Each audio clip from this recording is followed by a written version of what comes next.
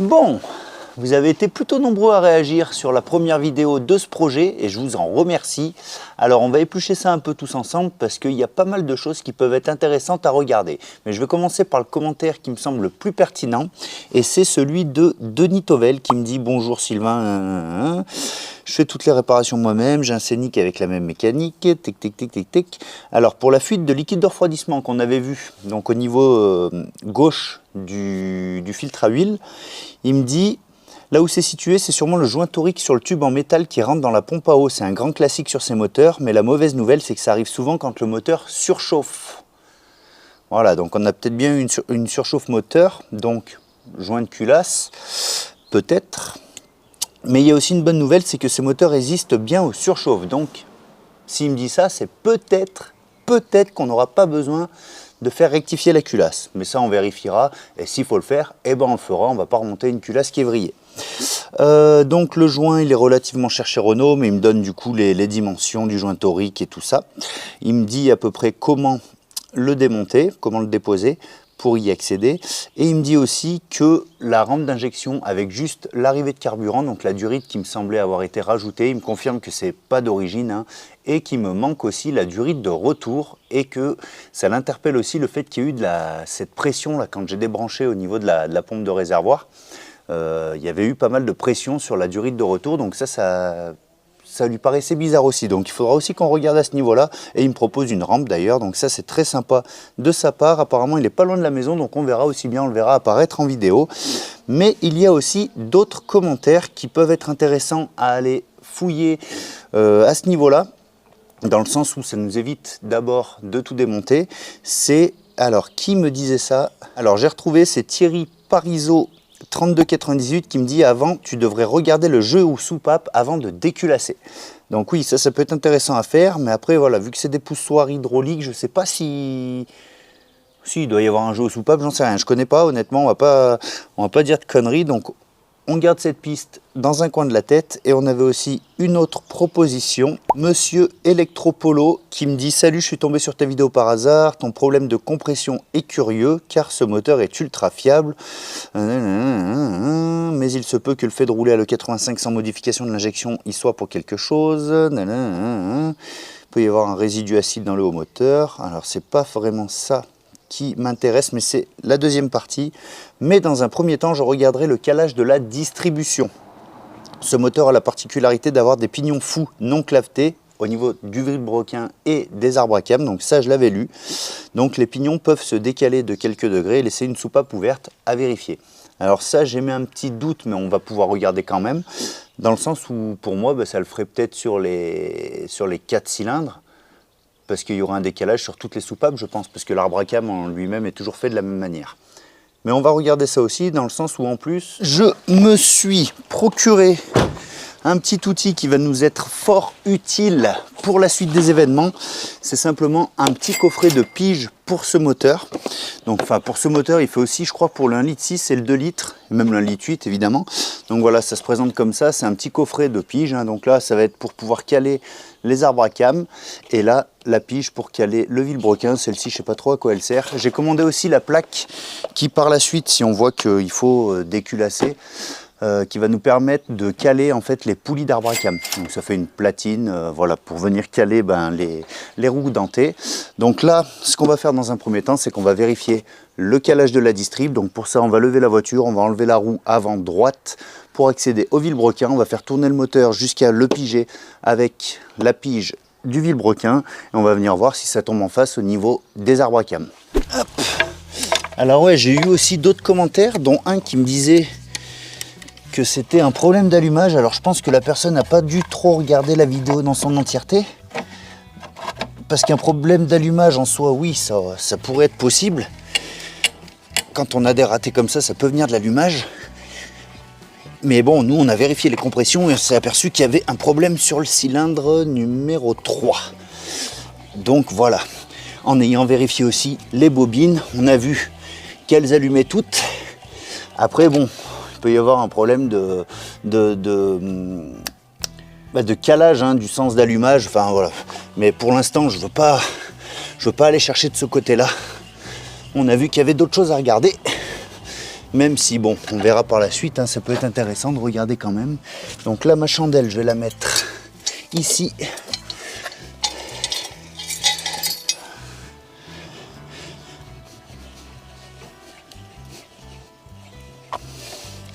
Donc là, j'aimerais la mettre sous cette partie-là. Mais je suis pas assez haut parce que là, pour atteindre mon deuxième cran, du coup, ce que je vais faire, c'est que je vais caler la voiture déjà dans un premier temps avec ça. Par là. Faut que j'enlève la chandelle. On redescend le cri. Ça, c'est de la merde. J'aurais peut-être dû investir aussi dans un bon cric. Parce que ça, on n'est pas posé. Ça écrase le bois. On a gagné quelques centimètres. Donc là, j'ai trouvé cette petite tranche de bois qui devrait facilement nous aider. Allez. Voilà. Et là, on va pouvoir monter. T'excites pas, Tarzan, t'excites pas. Va doucement. On va pas faire béner tout l'attirail. Hop. Chandelle. Encore. Je vais l'enlever parce que si ça tombe d'un coup, faudrait pas que ça défonce tout le dessous.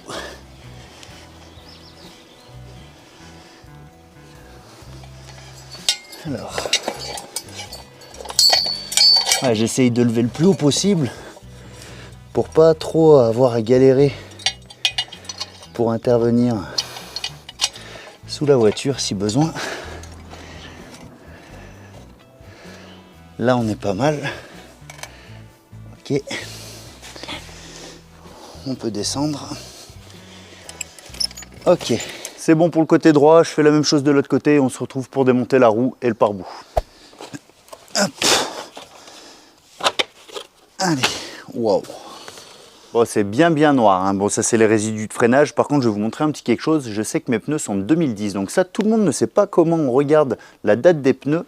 En fait, c'est super simple. Tu vois ici, tu as généralement 4 chiffres qui sont dans un ovale. Donc le 35, c'est le numéro de la semaine de l'année en cours. Et 10, bah, l'année de fabrication du pneu. Donc 2010, la 35e semaine de 2010. Ouais, donc là, c'est du 19. Hop.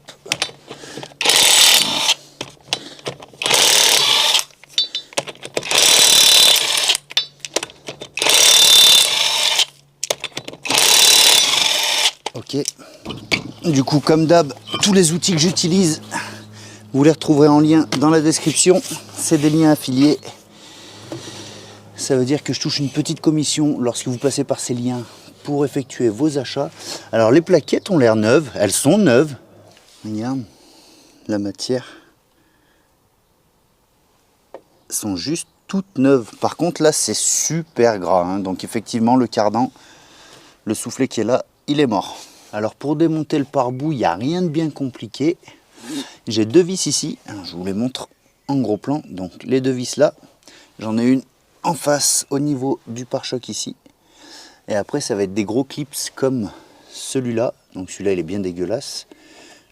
Il y en aura un deuxième ici. Et l'autre je crois qu'il est là-haut. Donc ça c'est du Torx en 20. Je vous ai mis un peu de lumière, je ne sais pas si ça va bien changer grand chose, mais on y voyait quand même relativement rien à la caméra. Allez. Ok. Les clips, ça, une chance sur 2 de les péter.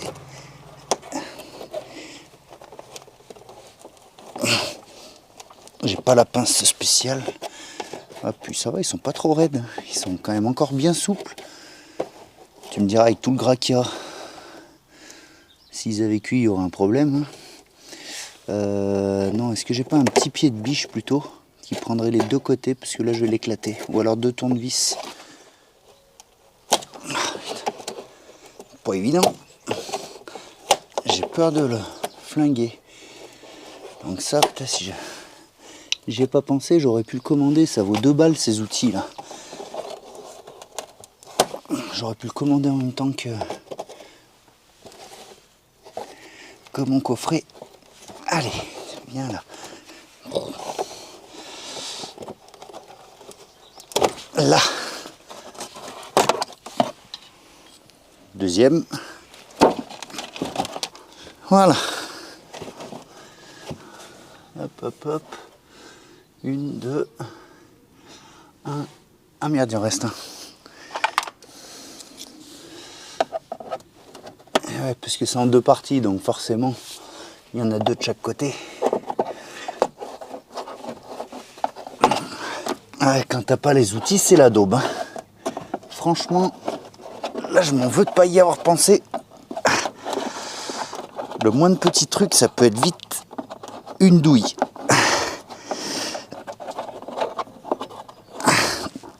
Allez.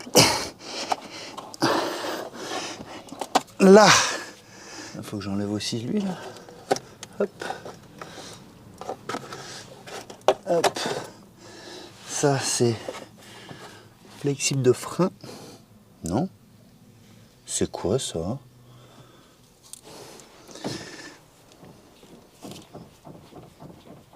Oh là là, crémaillère.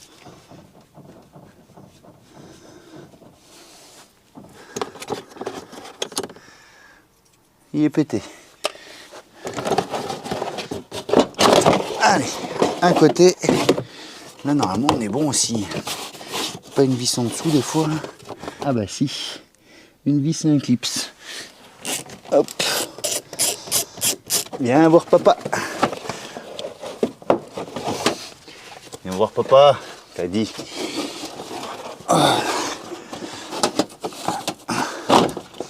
Ok. Là. Voilà.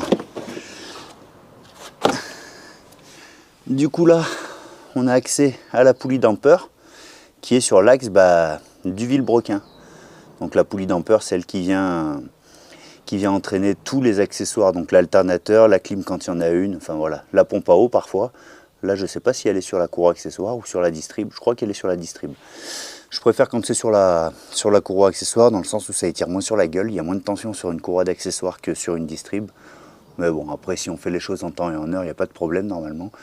Donc là l'idée, voilà, ça va être de tourner ce moteur à l'aide du boulon qui est ici, enfin de la vis, jusqu'à arriver à la cale de l'arbre à cam, enfin pas de l'arbre à cam, pardon, du Villebrequin. Donc pour ça, on va aller trouver l'endroit où il faut mettre la pige, qui a priori doit se trouver juste ici, hop, à côté de la jauge d'huile. Donc là c'est pareil, je vous mets un gros plan, et il faudra aussi qu'on retire ces 2 capuchons. Donc c'est ces 2 capuchons là, en bout d'arbre à cam, donc là arbre à cam d'admission et échappement de ce côté, si je dis pas de conneries. Donc ceux-là, faut les faire sauter au tournevis, en sachant que normalement ils sont fournis avec le kit distribution. Donc quand on refera la distrib, on aura les 2 capuchons à remettre en place. Donc on va déjà regarder dans quelle position on est au niveau, voilà, comme ça, au niveau des arbres à cam. Hop, et de 1. Le deuxième, un peu plus compliqué. Non, ça va. Voilà. Donc là, l'idée, c'est que les 2 ergots de cet arbre à cam là et les 2 ergots ici se retrouvent alignés l'un en face de l'autre. Donc on va tourner le moteur, on va essayer de voir s'il y a des repères au niveau de la poulie de Villebrequin pour essayer de s'approcher au maximum du calage, et on verra ce qu'on fait. Ensuite, on mettra la pige. Enfin, on avance gentiment, mais sûrement. Ça, et c'est du 18 ici. Hop. Alors, a priori, rien sur la poulie damper. Putain, mais c'est bien facile là. Je me bats pas contre la compression. Ah, il y a un petit peu, mais il n'y a pas grand chose. Hein. Pourtant, j'ai pas enlevé les bougies. Je m'étais dit que si ça forçait trop, j'allais enlever les bougies. Et là, il n'y a rien, quoi. Je le sens un petit peu, mais c'est bizarre l'histoire. Hein. Bon, sinon, non, hein, sur la poulie damper, il n'y a rien. Les repères doivent être derrière, sur la poulie dentée de l'arbre à cam. Je crois qu'il faut se rendre à l'évidence. Je ne vais pas pouvoir tout seul aligner mes repères sans démonter le cache distrib. Je pense qu'il va falloir que je me fie aux repères d'origine, enfin aux repères qui ont potentiellement été faits après remontage d'une distrib. Donc je sais pas, on va prendre 2 secondes pour réfléchir et on se reprend tout de suite. Bon, au final, je vais y aller gentiment jusqu'à m'aligner. Là, j'y suis presque. Au jaugé, vu que j'y suis presque, je vais peut-être essayer de mettre ma pige. Comme ça, après, je me cale contre. Et si une fois qu'elle est contre la pige, je vois que mes piges d'arbre à cam rentrent nickel, bah, c'est que mon moteur est calé correctement, donc le problème ne viendra pas d'un décalage. Donc ouais, on va faire ça. Donc là, normalement, c'est une Torx, mais moi, j'en ai pas. Donc je vais le faire avec une 6 pans. Ouais, donc avec du 11, ça va le faire. À mon avis, ça devrait pas foirer. Ouh, c'est serré quand même. Ouh. Ouais.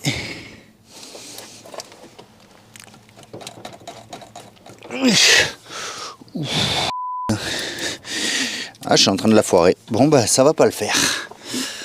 Ça va pas le faire, il va me falloir une Torx. Problème, on est le lundi de Pâques. Donc, évidemment, tout est fermé. Je pense que je vais me commander ça. Je vais commander ça sur internet. Parce que là, en soi, j'ai un magasin à côté de chez moi où j'aurais pu en acheter une à l'unité pour prendre juste celle qu'il me faut.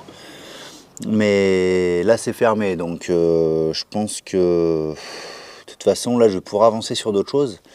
Parce que même si le problème il vient de là ou pas, si ça vient du calage ou pas, il faudra que je démonte du côté de la distrib. Donc support moteur, caler le moteur, enlever le support, enlever courroie accessoire, enlever la poulie damper. Et là, de toute façon, je verrai mes repères de calage.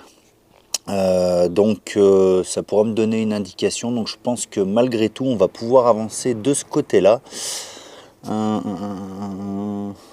Ouais. Ouais, bah on va faire ça, allez. Donc là, avant de démonter quoi que ce soit, je suis en train de repérer un peu toutes mes fiches. Et je suis en train de me demander si avant de tomber le support moteur et tout ça, si j'en profitais pas avant pour dévisser mon collecteur au niveau de la culasse. Parce que si au final on se rend compte qu'il faut aller plus loin et qu'il faut déculasser, une fois le moteur désolidarisé de la caisse, je pense que pour dévisser le collecteur d'échappement, bah, ça va être un peu coton. Donc je pense qu'on va faire ça.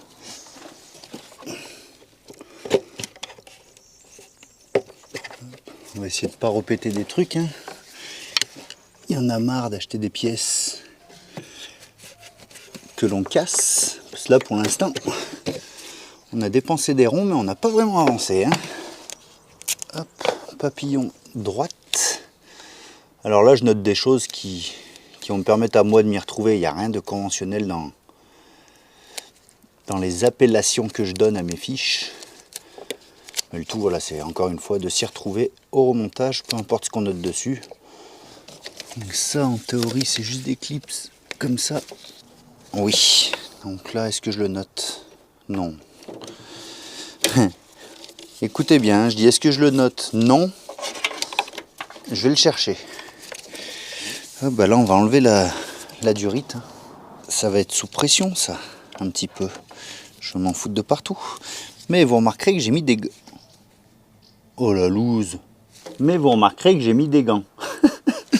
Alors.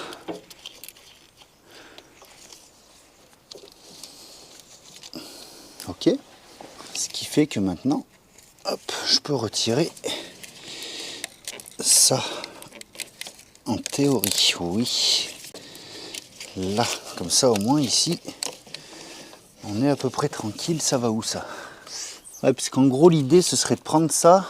Ça après ça passe sous le support moteur, donc après de tout ramener sur le côté droit du moteur. Je pense que c'est jouable. Mais le problème c'est qu'ici tu vois j'ai du coup la batterie. Là j'ai le fil qui sort là. Ça vient là. Et j'ai l'impression que c'est relié à ce boîtier. Donc là tu vois ce boîtier qui est sur le côté. Je sais pas si c'est pas le calculateur. Donc si vous pouvez me confirmer ça. Quoi qu'il en soit, si c'est bien ça, bah moi j'ai pas trop envie de tripoter cette partie du faisceau. Parce que si je flingue quelque chose, on n'est pas rendu mon petit gars. À moins que je démonte le calculateur dans son entièreté. Et que je sorte tout. Est-ce que ça vaut le coup de se faire chier à faire ça? Pour ce que ça va nous faire gagner,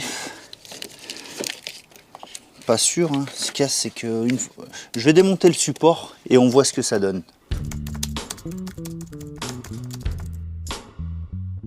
Donc là, il faut que je regarde parce que au niveau de la revue technique, pour la procédure de démontage de la culasse, il parle de démanchonner la tresse, enfin de dévisser la tresse, donc les deux vis qu'il y a ici. Mais je me dis qu'à la fois, là, j'aurais pas plus d'accès pour virer le collecteur une fois que ça se sera enlevé.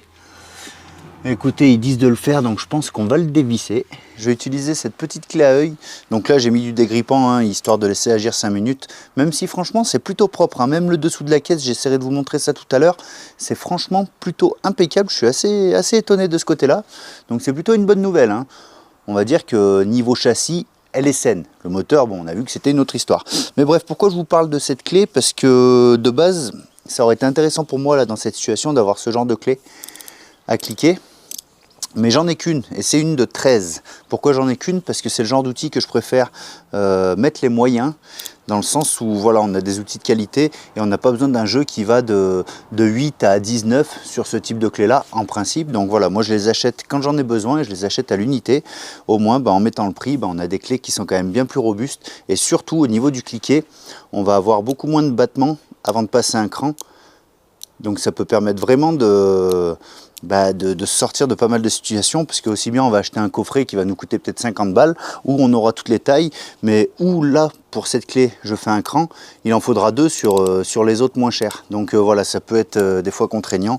Donc ça, c'est un petit conseil que je peux vous donner. Voilà, ce genre d'outil-là, mettez un peu le prix, mais achetez-les vraiment au besoin. Ça sert à rien d'avoir tout un panel d'outils qui sert à rien, qui encombre les caisses à outils. Voilà, à l'unité. Mais là, moi, pour le coup, j'ai utilisé du coup, comme je vous le disais, cette petite clé de 10 à œil, ça devrait faire l'affaire. Alors là, je vous cache pas que j'ai que 2 mains, donc je vais pas pouvoir vous filmer le démontage, mais normalement ça va bien se passer. Ce que je fais à la place, c'est que je vais vous mettre le démontage d'un écrou lambda sur une vis. Et moi, pendant ce temps-là, je continue. Ouais, donc là j'ai réussi à avoir les deux. Mais tu vois, c'est carrément le goujon qui est venu. C'est pas juste l'écrou qui est sorti du goujon. Et là où c'était galère pour le dévisser à la main, c'est qu'en soi, c'était pas grippé. Tu vois, c'est vraiment propre. Mais par contre, là, il y a une petite collerette qui est pas solidaire de l'écrou.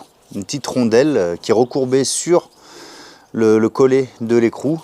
Et du coup, je tournais avec ça. Et je disais, mais c'est long, c'est long. Bah ouais, c'est long, ça tourne dans le vide. Enfin bref, du coup, j'ai bien réussi à avoir les deux petits. Il y en a un troisième au-dessus. Mais là, je vais pas pouvoir y accéder, donc on va devoir passer par-dessus. Donc ça va être quelque part là-bas derrière. Donc pour ça, bien sûr, je vais devoir me faire de la place. Donc là, ce que je vais faire, c'est que je vais tout retirer. La partie en plastique ici. Alors celle-là, normalement, maintenant, elle va bien. D'ailleurs, j'ai reçu le papillon, hein, nickel. Il est tout neuf, il est tout propre. Impeccable. Et là donc je vais venir dévisser dans l'ordre logique, hein, donc cette fois-ci les deux parties là. Ça normalement faut le faire avant d'avoir enlevé ça. Si vous avez vu la première vidéo, vous savez de quoi je veux parler. Donc on dévisse là, normalement ça devrait sortir. Ensuite on dévisse les deux écrous du papillon et on devrait avoir accès derrière après pour enlever la troisième vis de la tresse du collecteur. Et bien sûr, on est encore sur des vis Torx. Donc j'ai toujours pas de douille, on est toujours le lundi de Pâques. Donc ce que je fais, c'est que je vais commander là pour le coup un coffret avec toutes les tailles, dans le sens où je sais pas sur quoi je vais tomber. Donc je vais pas commander douille par douille, là pour le coup ça sert à rien. Si je commande 2 douilles et qu'au final il y a une troisième taille derrière, je vais devoir rebouger. Donc autant que je commande tout d'un coup et on se retrouve dès que j'ai reçu le petit coffret.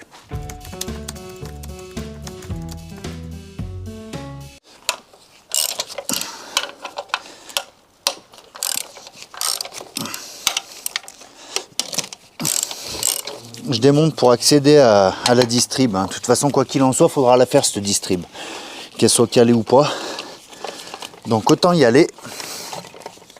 Ouh. Donc ouais, j'avais calé le moteur. J'ai calé le moteur. Je croyais que c'était qu'un cache, ça, mais a priori, c'est le support. Bon, on le saura. J'ai bien fait de caler avant. C'est bizarre parce que sur la revue technique, il parlait de cache. Je m'attendais à ce que ce soit ça. Parce que j'avais les indications, mais j'avais pas forcément le schéma dessus. Je sais pas si les supports moteurs ils sont bien en bon état. Ça gigote quand même pas mal. Ça a pas l'air si mal que ça. Ok. Et là tu vois au final, j'étais pas loin de la vérité. Donc on va se mettre sur le trait et on va regarder derrière ce que ça donne. Après ici, a priori on devrait pouvoir mettre notre pige. Écoute, hein, ça rentre. Hein. Donc là je ne l'ai pas fixé, hein. Normalement on a la petite plaque ici qu'on relève et qu'on vient visser dans le trou qui est prévu là à cet effet. Mais ce qu'on peut voir c'est que du coup là on est bien aligné déjà au niveau des arbres à cam. Donc on verra quand j'aurai reçu les outils pour démonter la petite vis du vilebrequin. On verra si la pige elle rentre bien. Si elle rentre, ça veut dire que notre moteur de base il est bien calé, donc le problème sera éliminé. Mais là on va continuer à démonter de ce côté là. Je vais virer tout ce qui est courroie d'accessoires. C'est là que ça va commencer à être un petit peu joyeux parce qu'on n'a pas bien de place et il faut accéder au galet tendeur de la courroie d'accessoires. Donc là tu vois niveau accès c'est pas foufou. Il est ici là, c'est celui-là derrière. Donc il va falloir faire descendre le moteur de façon à pouvoir venir le choper par en dessous. Du coup là normalement ça devrait le faire. Alors je te fais un gros plan. Tu vois c'est celui-là là, qu'on va essayer de choper. T'as d'ailleurs la courroie, t'as vu la gueule? Je crois qu'il était temps d'intervenir ici. Hein. Si la distrib c'est pareil, on va regarder. Ouais, on voit qu'il y a quand même un peu des craquelures. Donc ouais là c'était vraiment le moment de faire quelque chose. Je pense qu'il était temps. Mais bon. Avant que ça roule correctement, on a quand même pas mal d'étapes à voir, on n'en est encore pas là. Mais bon, on sait que c'était à faire et on va le faire. Allez, on continue. C'est un tenseur automatique. Donc en gros, il faut visser et venir piger. Enfin visser, se servir de l'écrou pour visser et venir mettre une petite pige ici. Qu'est-ce que ça dit là? Est-ce que ça veut rire? Ceci dit, si je la tiens comme ça que j'enlève la courroie. Ça fait chier, non? Non, on va faire comme on a dit. Là, je suis pas mal. T'appuies la place. Bon, du coup, j'ai calé ma vis, j'ai bien détendu la courroie. Et là, normalement, si tout va bien, on doit pouvoir la déloger. Est-ce qu'on peut la voir d'ici, d'en haut? Pas évident, hein. Non, on va pas la voir de là. Hein.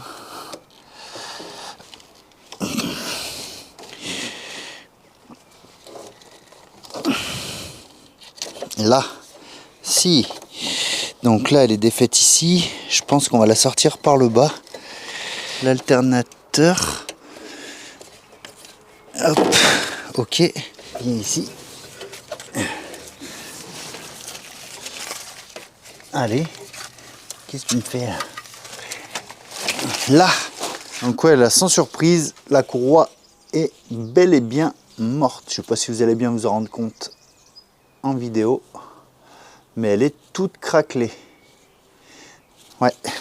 Bon, là maintenant la partie de plaisir, ça va être d'enlever le reste des caches niveau de la distrib. Donc là, ça va être une partie de plaisir parce qu'on a la pièce en alu ici, mais aussi une pièce en plastique sur la partie inférieure. Donc là, pour vous filmer ça, ça va être vraiment la misère. Donc je pense que je vais faire ça hors caméra, je vais monter le moteur pour enlever la partie haute et après je le redescendrai pour enlever la partie basse. En sachant, je crois qu'il faut d'abord retirer la partie basse pour pouvoir extraire la partie haute. C'est un peu compliqué, mais ça va le faire. Allez, go. Allez, on lève. Et là, l'idée, tant que ça fait pas crack, je peux lever. Non, je vais faire attention quand même. On en est où là? Oh bah! Eh bien, on est carrément bien. En vrai, si ça veut jouer comme ça jusqu'à la fin, on va être plutôt pas mal. Bon, ça va, le mec est en train d'enlever 3 caches, il est en train de se dire ouais, ça va, c'est facile. On va voir quand tu vas déculasser, enculé. Bon, et là, je m'aperçois que celui-là qui m'inquiétait un petit peu au départ, au final, si on y va gentiment, hop, il va aller se mettre là-bas, gentiment là-bas. là-bas. Là-bas. Ici, a priori, il y a 1, 2, 3 vis et 2 écrous, je dirais. On est aussi sur du 16, ce qui m'arrange pas parce qu'en 16, j'ai qu'une douille longue. Donc bah écoute, on va voir ce qu'on peut faire. J'ai peut-être une clé à pipe. Du coup, j'ai acheté une douille de 16 courte. Tout de suite, ça va mieux.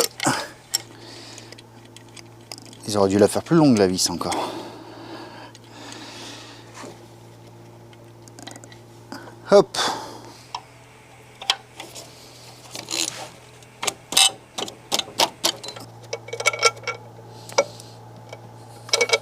Est-ce que je peux lever encore?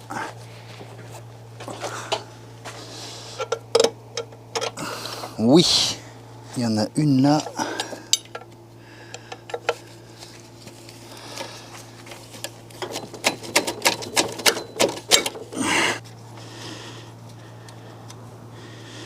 Tombe pas.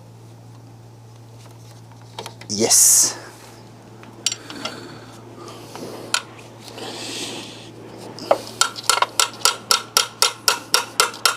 Alors là, je vais pas vous mentir qu'une petite clé à œil à cliquer pour le coup en 16, ça peut être un bon investissement.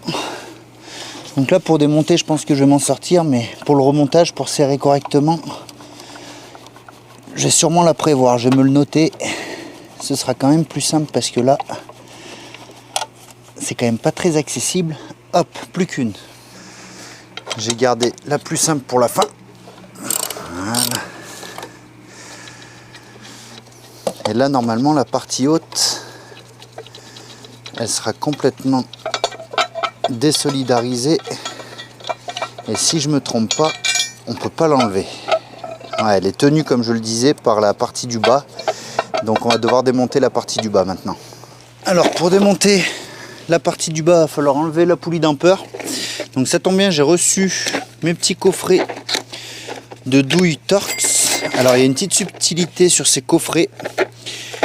C'est que il y a certaines tailles qui sont en cliquet moyen. Donc 3/8 le moyen, 1/4 le petit et 1/2 le gros cliquet, je crois. Reprenez-moi en commentaire si je me trompe. Donc là, je vais la rentrer un peu au marteau parce que je pense que vous vous en souvenez, mais j'avais commencé à la foirer légèrement, donc j'ai arrêté.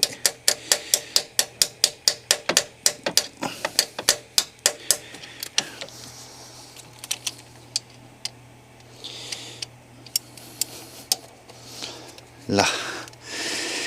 Allez, et là. Oui, très bien. Ouais, donc avec les bons outils, ça marche tout de suite plus facilement. Hein. Donc là, pareil, les deux petits coffrets, ça vaut pas bien cher, j'ai plus le prix en tête, mais je vous les mets en lien affilié dans la description. Hop, je reprends ma pige, et là, ça va être un peu l'instant de vérité. Il faut que ça rentre.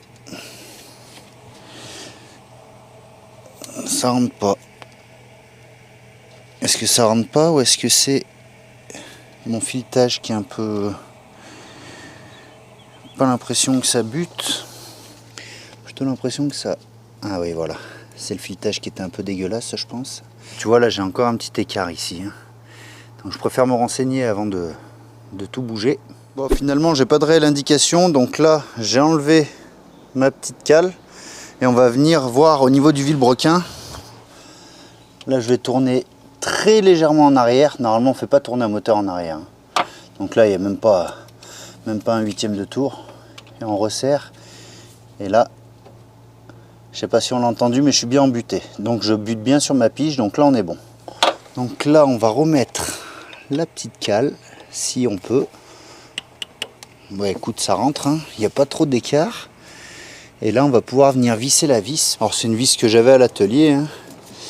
Par contre, je me dis, ils auraient pu potentiellement prévoir de mettre la vis qu'on enlève pour placer la pige, de pouvoir s'en servir pour ici. Au moins, ça fait utiliser la même vis et ça évite de la perdre. Là, c'est pas le cas, donc voilà. Allez, là, ça tient très bien. Ce qui veut dire clairement qu'on a éliminé un problème, la distrib n'est pas décalée, sinon on n'aurait pas pu piger le moteur comme on vient de le faire. Hein. Ça tomberait pas en face tout simplement, même s'il y avait juste une dent de décalage, ça permettrait pas de pouvoir placer tout ça correctement. Donc on va continuer. Déjà on a éliminé une piste, c'est déjà une bonne nouvelle. Ça fait plaisir dans le sens où voilà, potentiellement si la courroie avait été beaucoup décalée, il y aurait pu avoir aussi un contact entre les pistons et les soupapes, ce qui aurait pu me tordre une soupape et expliquer peut-être le manque de compression sur le cylindre numéro 3. Parce que si on a une soupape par exemple d'échappement qui est tordue et qui ferme mal, forcément quand le moteur tourne, la compression s'échappe par la soupape d'admission aussi si elle ferme mal, hein, bien sûr. Après je sais pas si juste le fait de décaler une distrib ça peut entraîner ce genre de problème, mais quoi qu'il en soit, là on est sûr que le problème ne vient pas de là, donc on continue. Donc là je peux démonter la poulie damper. Alors j'utilise ma douille de 18 qui est pas prévue pour être choquée, mais bon j'ai que ça. Ok, on va mettre plus fort. Allez, ça vient. Hop, et là normalement, peut-être qu'en tapotant gentiment dessus. Oh bah, d'accord. Elle devait juste être un peu collée. Ok, là je te fais un petit plan hop, sur la poulie damper. Donc c'est une poulie en acier avec un joint en caoutchouc qui vient désolidariser, si vous voulez, les deux parties. Là, quand une poulie damper elle est abîmée, justement, c'est ce caoutchouc qui se bouffe. Et du coup, les deux parties commencent à se désolidariser et ça crée des vibrations. Ça, vous pouvez vous en rendre compte, notamment si vous avez un véhicule équipé d'une clim. Quand vous mettez la clim, si vous sentez que ça vibre, il y a de grandes chances pour que ça vienne d'elle. Hop, donc là, je vais remettre la vis pour pas que ma poulie crantée de distrib se barre.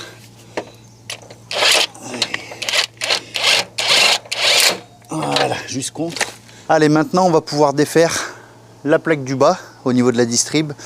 Je ne sais pas si je vais réussir à vous filmer grand chose, donc au pire, je vous mets ça en accéléré. Allez.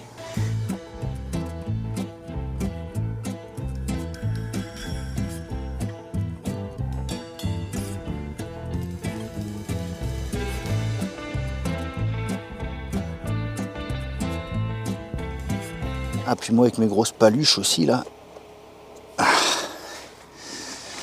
Là, quand je commence à faire des petits bruits comme ça, c'est que ça commence à m'énerver un peu.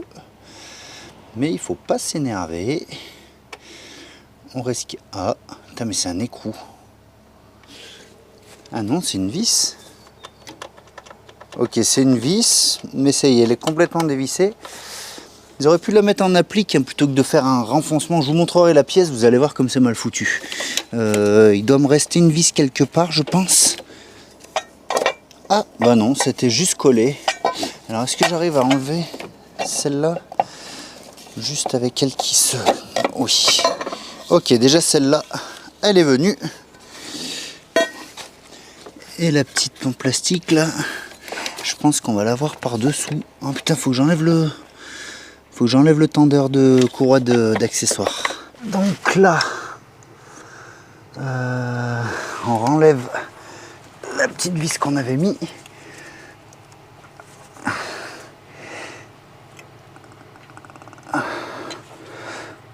Hop, et on redétend. Et le galet. Bon, le galet tendeur est sorti. Donc du coup, on va bien pouvoir le voir de plus près là. Vous voyez, avec deux vis, hein, c'était simple à retirer.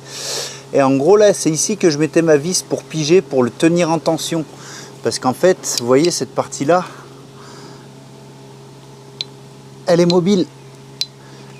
Donc là, à la main, c'est chaud hein, quand la pièce elle est pas sur la voiture. Mais en gros, le but quand on le tend, c'est de mettre l'emplacement de la pige en face du trou qu'il y a ici à l'intérieur. Maintenant, en théorie, notre petite pièce en plastique.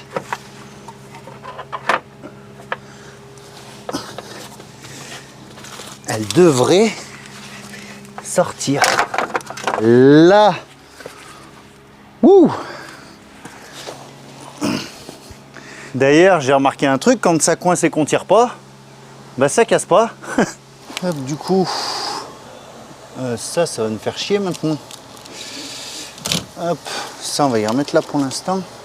Et on va repartir sur le démontage de ça. Donc là, je rebaisse le moteur. Donc là, il faut que je défasse deux vis ici. Celle-là Et l'autre en face, hop, donc ça c'est du Torx femelle de 8. Donc là, une fois desserré, plus besoin du cliquet, je me sers de la rallonge comme d'un tournevis, ça va bien comme ça. On gagne un peu du temps. On va faire attention à pas faire tomber les petits cils en bloc. Putain, la taille des vis, quoi, rien que ça. Hop. Donc là, je suis en train de démonter de la manière conventionnelle, comme j'aurais dû le faire avant de péter mon papillon dans la vidéo précédente. Hop, 2 vis. Lui normalement rien du tout. Ce que je vais faire, c'est que je vais redémonter le filtre à air ici. Donc Torx de 25. Oh, en cliquet, c'est vraiment de la balle. C'est vraiment de la balle le cliquet pour les Torx. Parce que quand tu as tes petites clés là, que tu fais 1/8 de tour par 1/8 de tour, bon, même si ça dépanne bien, hein, les clés Torx. Mais là, on va pas se mentir que... Oh, le bonheur. Comme quoi, il faut pas grand chose pour rendre heureux un homme. Hein. 1 ou 2 outils un peu pratiques et on est heureux comme tout. Hop, lui, il sort. Lui, il sort. Force pas. Force pas. Lui, il sort. Force pas. J'ai réussi à le sortir au bord de la route avec 3 outils. Là, ok, faut le tourner. Je peux pas le tirer quelque part ce moteur. Là.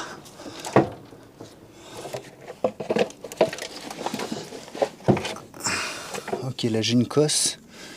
On va pas tout déchirer.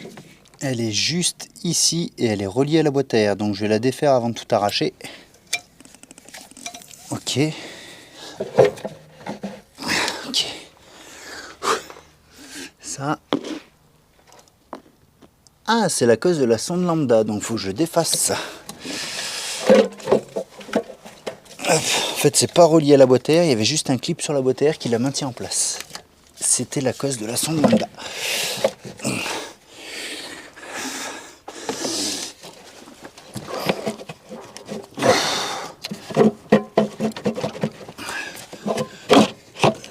Là. Allez. C'est quoi qui coince? Quoique. Du coup, j'ai accès là aux 2 vis. Donc là, j'ai accès aux 2 vis. J'enlève mon papillon en gardant ça sur le côté. Et une fois que mon papillon est enlevé, lui, je peux peut-être le faire basculer comme ça. Petite rallonge. Alors, vous y voyez pas grand-chose, je suis désolé, mais sachez que moi, j'y vois pas mieux que vous, là. Je travaille un peu à l'aveugle.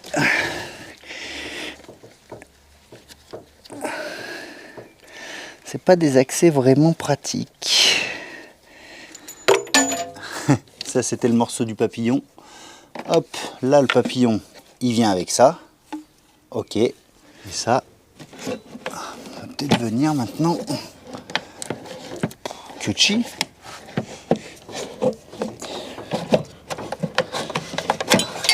Là, c'est quoi qui est tombé? Bon, je me suis dégagé pas mal d'accès. Et du coup, bah, j'ai accès justement à la 3e vis de la tresse d'échappement au niveau du collecteur. Donc avant d'y aller, je suis en train de rassembler un peu la quincaillerie que je vais scotcher sur chaque élément auquel elle appartient. Ah, d'ailleurs, je ne vous ai pas montré cette histoire de cache distrib là, ce qui me chagrinait un peu tout à l'heure. La vis qui m'a fait galérer, elle était dans ce logement là. Et en fait, là, il n'y a rien qui gêne. Elle aurait pu être en affleurement, la vis, ça gênerait pas, quoi. Mais bon, vu que les moteurs, ils sont faits et mis dedans ensuite, je pense que c'est pas des choses auxquelles ils prêtent forcément attention, quoi. Et du coup, bah, pour le démontage, c'est un peu galère. Mais voilà, ils auraient mis juste une vis à plat ici, là, sans faire ce renfoncement, ça aurait très bien marché aussi. Ah, tu vois, des fois, quand j'ai besoin de faire levier, je prends ma rallonge, je prends une douille qui rentre dans la dent de la clé plate que j'utilise. Et au moins ça me permet d'avoir plus de force. Waouh! Ça me permet de foirer les vis aussi. Du coup j'ai opté pour une clé à œil. Parce que malheureusement là une clé à pipe ça passe pas quoi. Une douille bah encore moins. Là. Allez.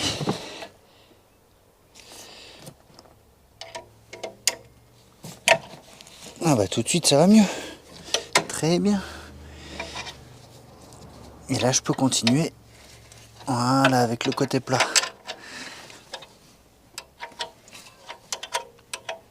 Hop. Et bien sûr le dernier, il n'y a que l'écrou qui vient. Bon, c'est pas grave.